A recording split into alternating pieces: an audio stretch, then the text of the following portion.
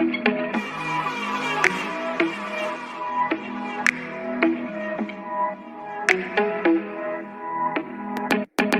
round me, catch about me, go get out me, yeah.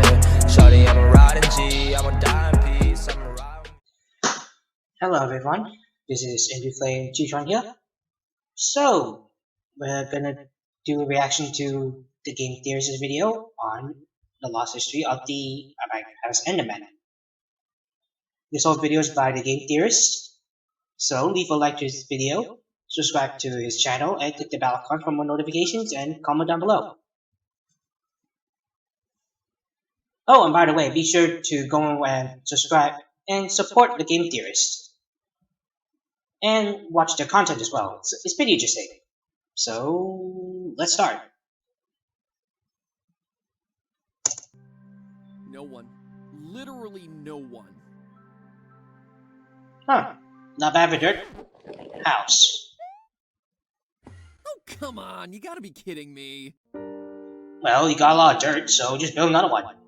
Hello, Internet. Welcome to Game Theory. Call it nostalgia, call it a return to a more innocent time, call it a desire to trend right off of PewDiePie's success playing the game that just overthrew Fortnite. Ooh. Peace, Jurgen. But I have been I never played Fortnite anyway. Lots of Minecraft lore lately. Oh, and you absolutely heard that right. According to Google Trends, Minecraft is now on top of Fortnite, both in terms of web search and here on YouTube. It's like the Grover Cleveland of video games. And by that I mean a game that was king, gave up its crown to someone else, but then snatched it back. Just like a year later. C did when he was elected president. History's only double president, for that matter. Honestly, it's like the only thing Grover Cleveland known. So it's around like 19 years, I guess?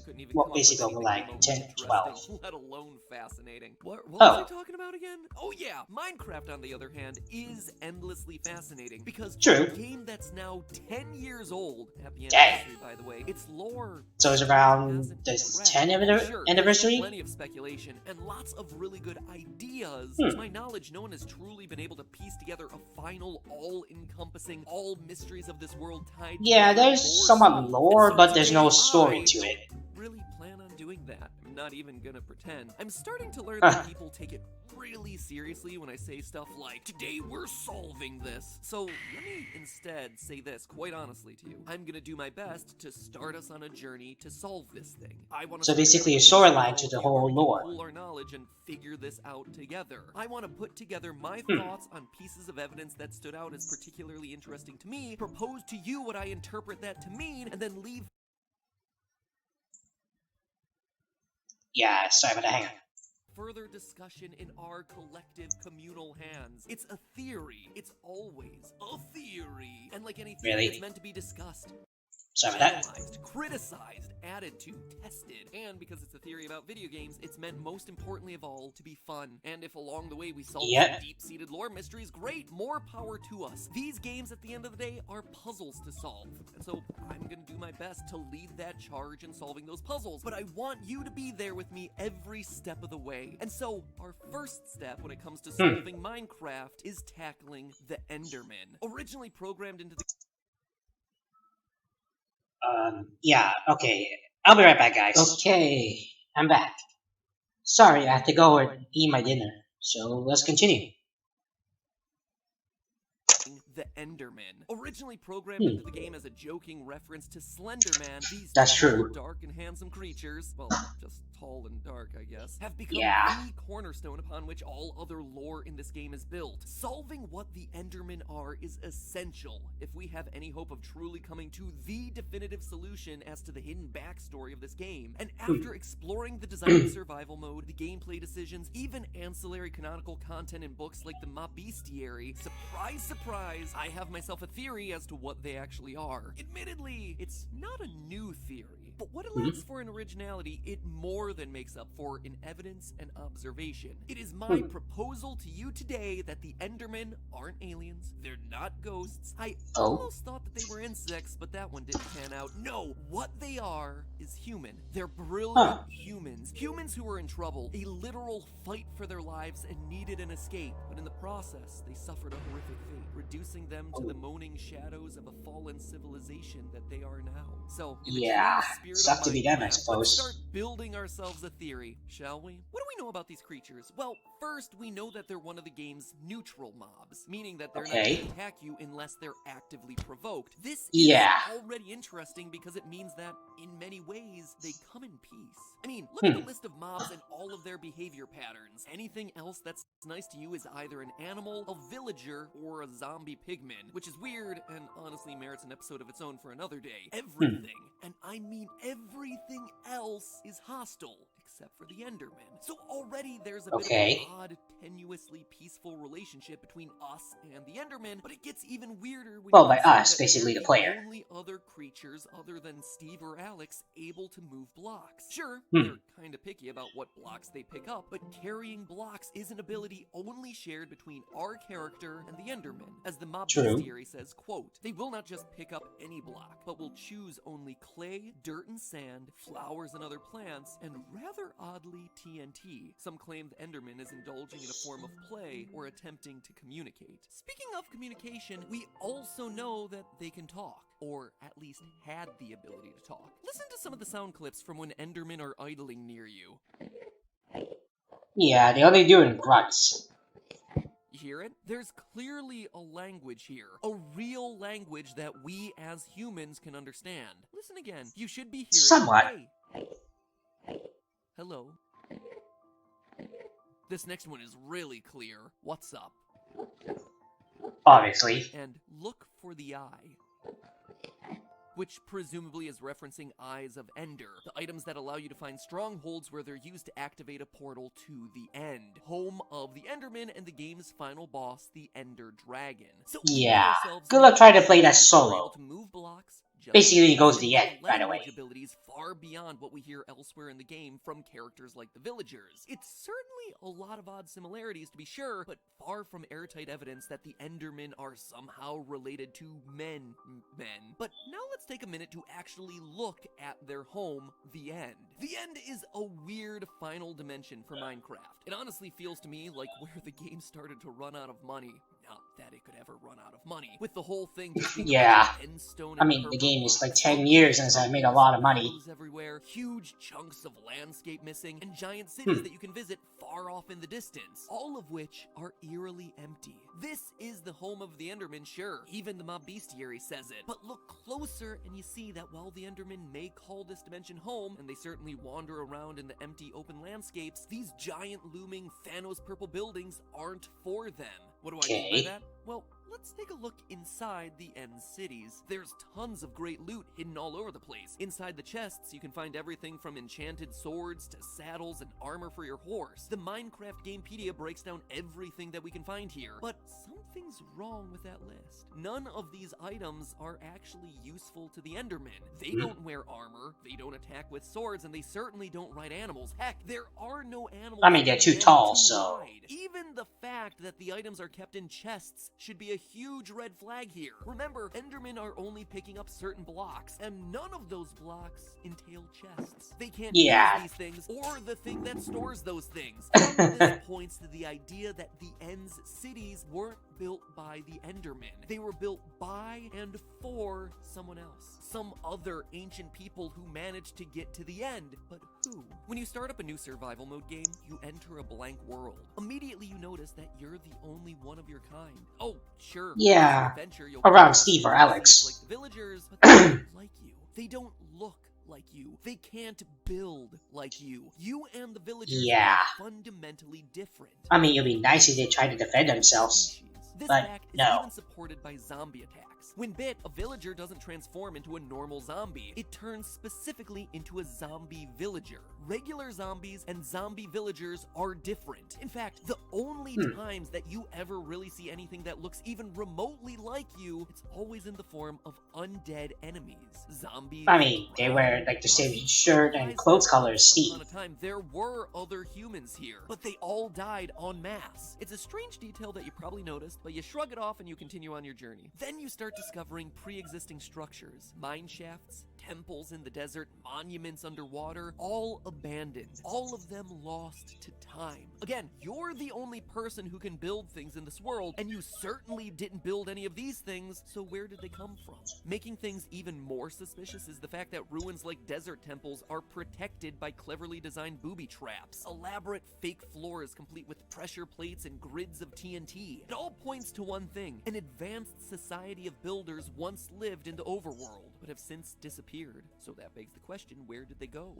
Maybe they all died, which in turn led to the armies of the undead mobs that we have to guard against every night. And while I certainly Yeah, that's kind of part creepy. of it, it's not the whole story. Because we know that they went somewhere, teleported somewhere. And while they could have gone any number of places, we know for a fact that one of the places they ended up was the end. How can we be so sure?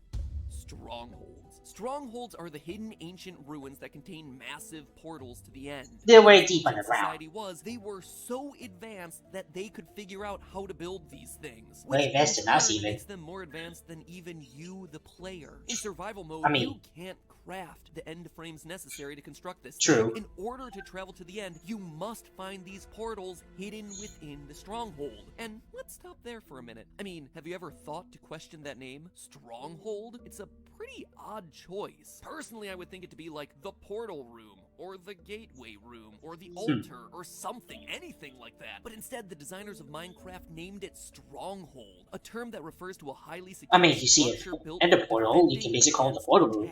attacks. And there's that idea again. An ancient civilization of advanced builders that was quickly dying. A group of builders, just like our player, who were being threatened in the overworld and needed an escape. And what they created was a portal to another dimension, the end, where, wouldn't you know it, they built cities to store the items and armor from their previous world. But there was one thing that they didn't expect, that this would be a one-way trip. Yeah, the only way to get us by basically die and respawn, or just kill the Ender Dragon. Was killing them in the overworld, but now they were trapped in a wasteland guarded by an unstoppable dragon, and they came unprepared. Based on what Literally. was in the chests, they came in with swords and armor and horses. Effective weapons to be sure, but not against an otherworldly foe. A giant foe that flies around and attacks with towering beacons that restore its health. They couldn't defeat this thing, hence why it's still living when we arrived. And as we know from the game, yeah, until we arrived. Out of the end is through defeating the Ender Dragon. Or die. They couldn't. They were stuck, trapped there for generations. They learned to live in harmony with the dragon. They make a new life with whatever limited resources they have there, building homes using the strange end stones and purple blocks. They run out of food and soon have nothing to eat, so they turn to the strange chorus fruits found there. Chorus fruits which, funny enough, have teleportation properties. And over time, they begin to change. They adapt to their new surroundings. Oh sure, they retain some human features. According to the diagrams in the mob bestiary, their brains are very human-like, and they have the flat faces and wide eyes indicative of humans. They still do vaguely look like our player character, but they evolve to grow taller, which makes picking the tall stalks of chorus fruit easier. Similar to how giraffes' necks got longer to more easily reach higher up leaves. The fruit's teleportation abilities starts to rub off on them. So instead of having to rely on ender pearls to teleport around, they instead naturally gain the ability from their diet. Over time, they slowly forget their ability to build. I mean, why build when there's no escape? When there's not even many resources with which to craft? But they still retain the ability to pick up blocks. Though their skill for speech gets forgotten, they do retain a rudimentary language, still speaking in those distorted words. This once great builder, all we can hear is just basically grunts. Generation after generation transforms into the Enderman. Even some of their memories may still remain. One odd detail of the Enderman is that wearing a pumpkin on your head prevents them from becoming aggressive. Maybe it reminds them, somewhere deep down, of a simpler time, or of the friendly golems that they would construct back on the overworld. Regardless, the civilization is stuck there. Oh sure, some are able to teleport out into the overworld or into the nether, but most are forced to live there, under the rule of the dragon. And we know this isn't by choice, because when you finally arrive in the end, when you finally defeat their oppressor, the achievement we receive is Free the End. The Endermen at this point are so far gone from the people they once were that they're no longer able to appreciate what's happened, but in defeating the dragon, you as the player have brought closure to this oppressed civilization, one that was forced to flee to a new dimension in order to survive, only to wind up trapped yet again. And that, my friends, is the story. Yeah, they should have thought better plan ahead, huh? Follow in the path of the great builders who came before you, discovering their work, learning of their enemies, unlocking their technology, and ultimately freeing them from their greatest oppressor. Now, admittedly, there are some difficult things to explain here, like how this ancient civilization got access to the Ender Pearls necessary to craft the Eyes of Ender required to build a portal to the end if they themselves become the Endermen. It would require some sort of time loop, which honestly there isn't a whole lot of evidence for. Instead, my thought here is that the Ender Pearls are items that they learn to create before becoming Endermen. Before going to the end. I mean, think about this. Yeah, sorry for the frame drop a bit there. My video is just currently loading. Know that this ancient civilization was able to access the Nether. End rods and Eyes of Ender both require blaze-related materials to craft. So this civilization had definitely visited that dimension, and thus knew how to access the powers of teleportation. So maybe they learned how to harness that in a smaller, portable form, i.e. the Ender Pearl, before ever making it to the end? I'm not 100% sure. It's honestly just speculation to try and solve for this theory's biggest problem. Anyway, I want to know, what do you think? Did you like it? Did you not? Let's build it out from there. Why do they hate Endermites? Where'd the villagers come from? And seriously, what is the deal with the zombie pigman civilization? Like I said, the Endermen are just the start to the puzzle that is Minecraft, but there is still plenty more here for us to discover. So until then, remember, that's just a theory. A game theory. Thanks for watching. And hey, if you enjoyed that, start picking away at the box. Well, that was Game Theory, the Lost History of Minecraft's Enderman.